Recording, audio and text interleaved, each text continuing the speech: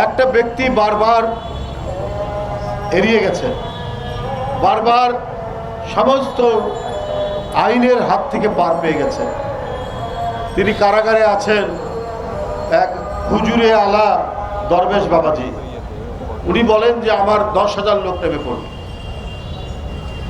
তো এই সাহসটা পায় কি করে? কারণ এই লোকটা এর আগে ব্যাংক ধ্বংস করেছে, ঋণ, বাংলাদেশের সর্ববৃহৎ ঋণ খেলাপি হওয়ার পরেও একে গ্রেফতার করেনি কেউ। শেয়ার বাজার ধ্বংস করেছে। এই কারণেই তার সাহস,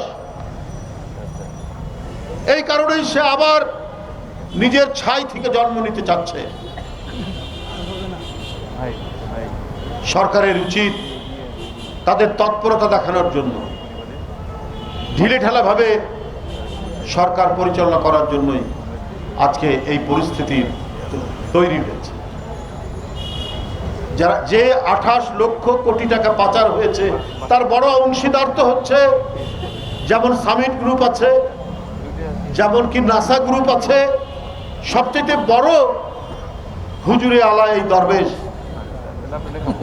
সুতরাং তার বিচার যদি এদেশের মানুষ দেখতে পায় তাহলে বুঝবে যে অন্তর্বর্তীকালীন সরকার যে সঠিক পথে এবং সাহসের সাথে তারা কাজ করছে। 17 বছর মানুষ ন্যায় বিচার পায়নি।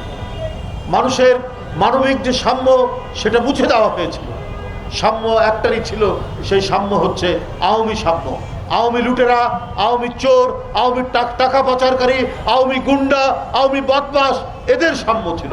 এরা কি করে লুটের টাকা ভাগ করে নেবে এইটা নিয়েই ছিল তাদের সমস্ত কাজ।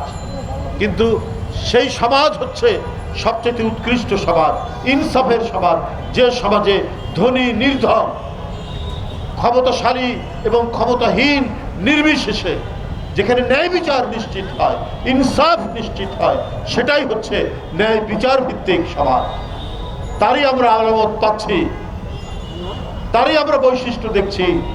জনাব তারেক রহমান আজকে প্রায় 5-6 হাজার মাইল দূর থেকে তিনি সেই নির্দেশনা দিয়ে সেই কাজগুলো করাচ্ছেন।